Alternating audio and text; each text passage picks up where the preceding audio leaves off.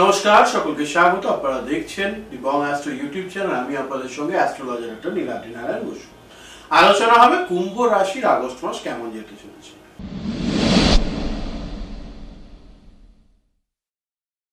কুম্ভ রাশি আগস্ট মাসে আপনাদের সবচেয়ে বড় শত্রু হচ্ছে আলস্য, এবং তার সঙ্গে সঙ্গে এই আলস্যের কারণেই আপনাদের বেশ কিছু টাকা কিন্তু গুণোদ্গার দিতে হতে পারে। ফলে সতর্ক থাকুন, চেষ্টা করবেন আলস্য যেন না আসে। যে করেই হোক আলস্য ত্যাগ করতে হবে, এটা মাথায় রাখুন।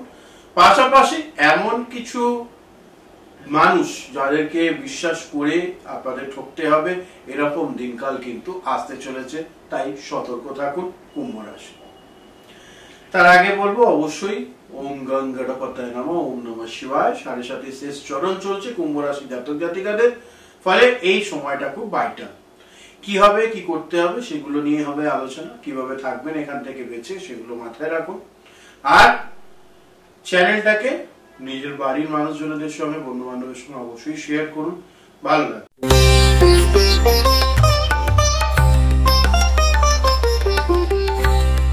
নমস্কার, আমি অ্যাস্ট্রোলজার ডক্টর নীলাদ্রি নারায়ণ বসু। আপনারা দেখছেন দিবং অ্যাস্ট্রো ইউটিউব চ্যানেল। সঙ্গে থাকুন, দেখতে থাকুন। নমস্কার।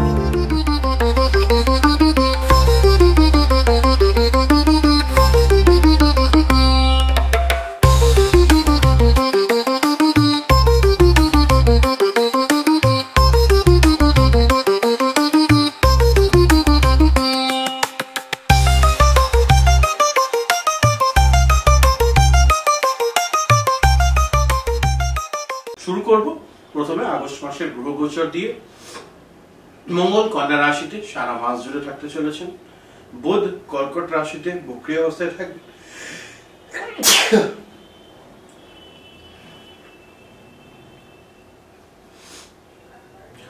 11ই আগস্ট পুনঃ মার্গী হয়ে 30শে আগস্ট পর্যন্ত সিংহ রাশিতে থাকতে চলেছেন।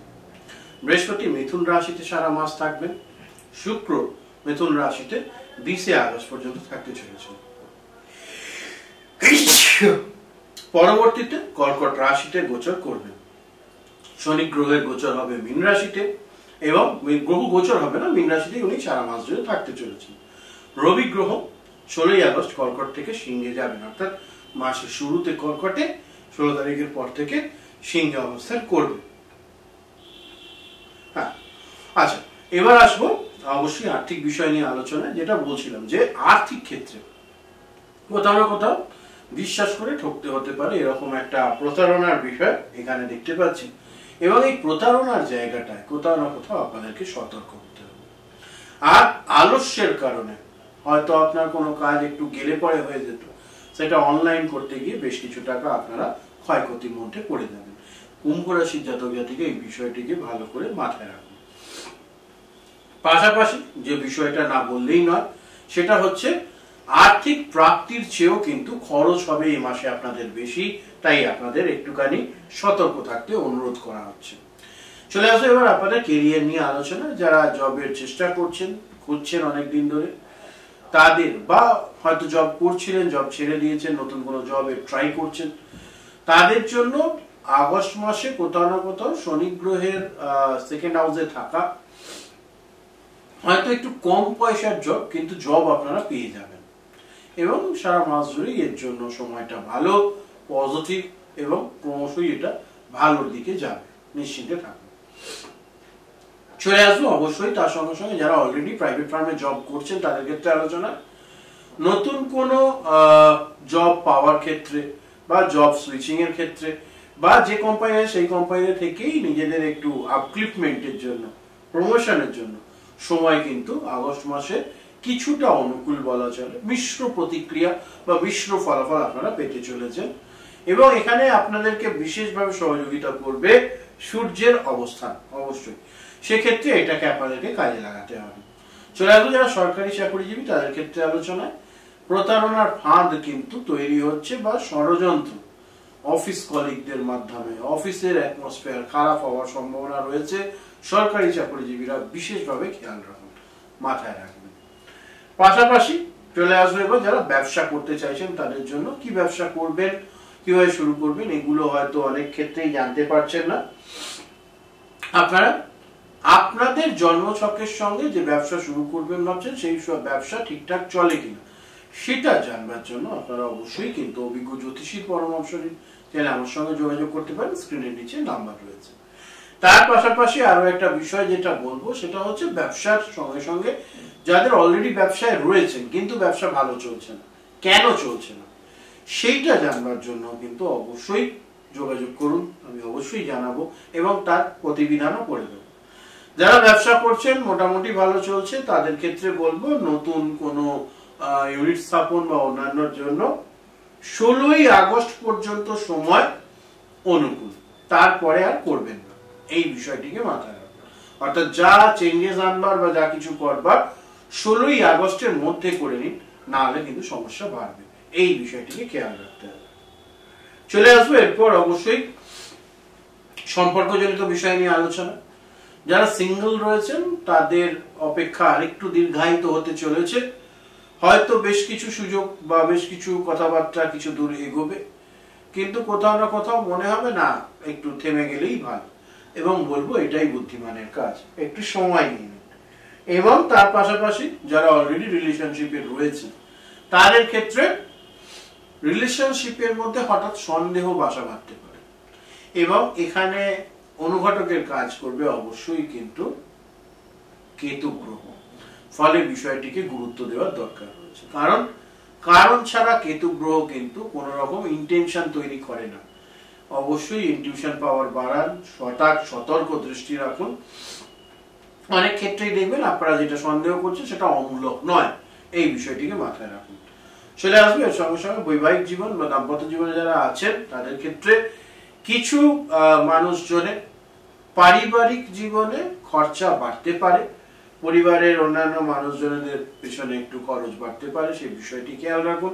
এবং তার সঙ্গে সঙ্গে যত সময় যাবে তত কিন্তু আপনারা দাম্পত্য জীবনে সব থাকার পরেও কি যেন একটা মিসিং মনে হবে এবং ক্রমশই একটু দূরত্ব তৈরি হওয়ার একটা বিষয় কিন্তু রয়েছে, সেই বিষয়টিকে আপনারা একটু খেয়াল করবার চেষ্টা করুন। চলে আসবো এরপর অবশ্যই শিক্ষা নিয়ে আলোচনা। যারা উচ্চশিক্ষার সঙ্গে যুক্ত, যারা কম্পিটিটিভ এক্সামের প্রিপারেশন নিচ্ছেন তাদের জন্য বলবো, শুরুতেই বলেছিলাম আলস্য ত্যাগ করতে হবে, কোথাও না কোথাও কাল করে নেব, সময় নিয়ে করব, এই ব্যাপারগুলোর জন্য সমস্যা হতে পারে, সেই বিষয়টি খেয়াল রাখুন। যদি অলরেডি এই ধরনের প্রবলেম ফেস করছেন তাহলে বলবো একটু আপনারা ফোকাসটা ফেরত আনবার চেষ্টা করুন, বেটার হবে। যারা কম্পিটিটিভ এক্সামের জন্য পরীক্ষা দিয়েছেন তাদের রেজাল্ট মিশ্র প্রতিক্রিয়ামূলক হতে পারে এবং এখানে আপনারা ভালো কিছু করবার আশা রাখতেই পারেন। অবশ্যই সেক্ষেত্রে দ্বিতীয় শনি গ্রহ আপনাদেরকে অনেকটা সহযোগিতা করবে।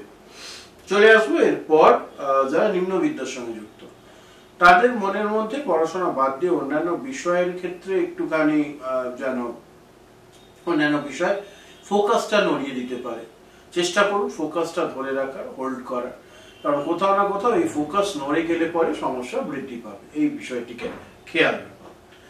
এবার আসবো অবশ্যই স্বাস্থ্য নিয়ে আলোচনায়।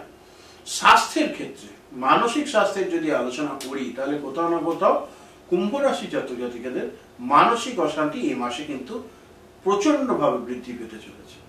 বেশ কিছু জিনিস না পাওয়া সেগুলো আপনাদেরকে গ্রাস করবে, তার কারণে আপনাদের মানসিক অশান্তি হওয়ার সম্ভাবনা রয়েছে, সেই বিষয়টিকে খেয়াল করুন এবং যত দ্রুত সম্ভব এই বিষয়টা সমাধান করতে হবে, এটাকে খেয়াল রাখুন।